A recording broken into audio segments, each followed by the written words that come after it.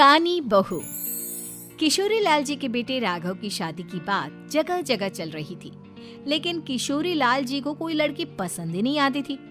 और उसकी एक ही वजह थी, किशोरी लाल जी का लालची होना। उनको लड़की वालों से मोटा दहेज चाहिए था और इसी चक्कर में एक दिन वो एक बहुत पैसे वाले के घर अपने बेटे का रिश्ता लेकर पहुंचे। उस आदमी का नाम था ओम प्रकाश। देखिए किशोरी लाल जी, मेरी एक ही बेटी है और मेरी सारी संपत्ति जायदाद सब कुछ मेरी बेटी नैना का ही है। पापा, नाम से लगता है बहुत खूबसूरत होगी। कितना अच्छा नाम है ना, नैना। ओ, वैसे बात तो सही है आपकी। अब इतना पैसा है, जमीन जायदाद है, इकलौती बेटी, आप भी क्या करेंगे? सब कुछ उसे ही देंगे ना। बिल्कुल ठीक पहचाना आपने। बस बेटी की शादी और सारी जायदाद उसके नाम। पापा, बिना देखे हाँ कर दीजिए ना। इतना अच्छा रिश्ता फिर कहाँ मिलेगा? माला माल हो जाएंगे हम। मैं अपनी बेटी को बुलाता हूँ। अरे नहीं नहीं नहीं नहीं, आपकी बेटी का नाम नैना है, सुनकर ही लगता है बहुत सुंदर होगी। रहने दीजिए अंकल, मैं तो आपकी बेटी के नाम से ही इतना खुश हो गया हूँ कि उसे बिना देखे शादी करने को तैयार हूँ। अब तो मैं उसका चेहरा सीधे शादी के बाद ही देखूंगा। और इस तरह राघव नैना का चेहरा नहीं देखता और उससे शादी कर लेता है। शादी के बाद अपनी सुहाग रात पर जब राघव नैना का घूंघट उठाकर देखता है तो नैना की आंखें बंद थी। कितने खूबसूरत हो तुम नैना, जरा अपनी आंखें खोलकर मेरी तरफ देखो तो सही। नहीं, मुझे शर्म आती है। अरे, मैंने तुम्हें शादी से पहले भी नहीं देखा और अब अगर तुम आंखें खोलकर मुझे देखोगे भी नहीं तो मुझे अच्छा कैसे लगेगा? इससे पहले कि नैना अपनी आंखें खोलकर राघव की तरफ देखती, अचानक से लाइट चली गई और राघव नैना को पूरी तरह से देख भी नहीं पाया। अगली सुबह नैना राघव के लिए नाश्ता बनाकर लेकर आई।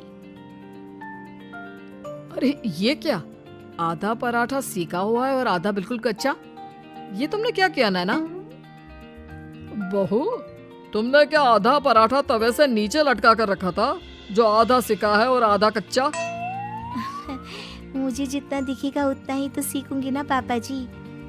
जहाँ जहाँ मुझे नजर आ रहा था वहाँ मैंने सीख लिया, जहाँ जहाँ नहीं दिखा वहाँ कच्चा रह गया होगा।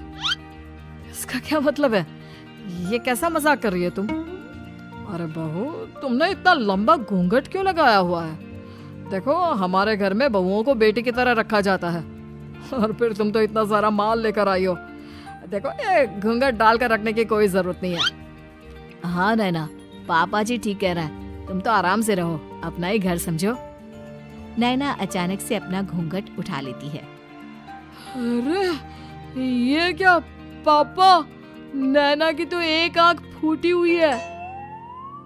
नाम से नैना, लेकिन ये तो कानी बहू निकली। मेरे साथ धोखा हुआ है, धोखा। बिना दिखाए अपनी कानी लड़की मेरे संग ब्याह दी। मुझे कानी भी नहीं चाहिए।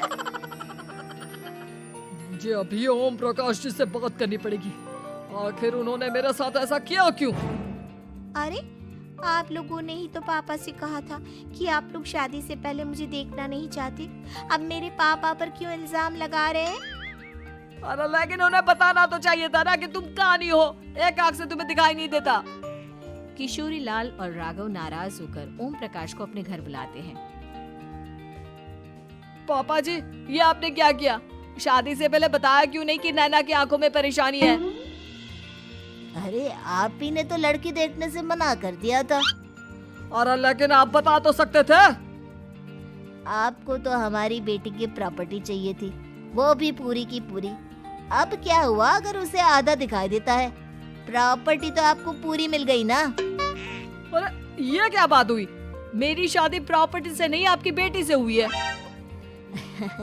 अब ये तो पहले सोचना चाहिए था, तब तो मेरी प्रॉपर्टी देखकर तुम्हारी जुबान लपलपा रही थी। लेकिन मैं कानी लड़की को अपनी बीवी बनाकर नहीं रख सकता। पापा, कुछ करिए ना आप। हाँ, करता हूँ। देखिए ओम प्रकाश जी, आप हमारे साथ ऐसा नहीं कर सकते। और तुम देखो, अगर तुमने मेरी बेटी से शादी तोड़ी ना, तो जो भी प्रॉपर्टी मैंने तुम्हें दी है वो तो पूरी की पूरी वापस ले ही लूंगा, और आधी प्रॉपर्टी तुम्हारी भी लूंगा। अरे मेरी आधी प्रॉपर्टी भला क्यों लेंगे आप? इसलिए क्योंकि मेरी बेटी को आधा नजर आता है और उसकी नजर अभी तक तुम्हारी आधी जायदाद पर ही पड़ी है। अब तुम उसे घर से निकालोगे तो कुछ तो लेकर जाएगी ना। और अगर हम आपकी बेटी को अपने घर की बहू बनाकर रखे तो? तो तुम्हारी पूरी प्रॉपर्टी तुम्हारी ही रहेगी, और जो मैंने तुम्हें दिया है ना, उसमें से बस मैं आधा लेकर जाऊंगा। अरे लेकिन अब आप अपनी दी हुई प्रॉपर्टी में से आधी वापस क्यों लेकर जाएंगे? अगर मैं आपकी बेटी को अपनी पत्नी बनाकर रखने को तैयार हूँ तो? इसलिए ताकि भविष्य में अगर तुम मेरी बेटी को धोखा दो तो उसके पास कुछ तो रहे जो पति का हो।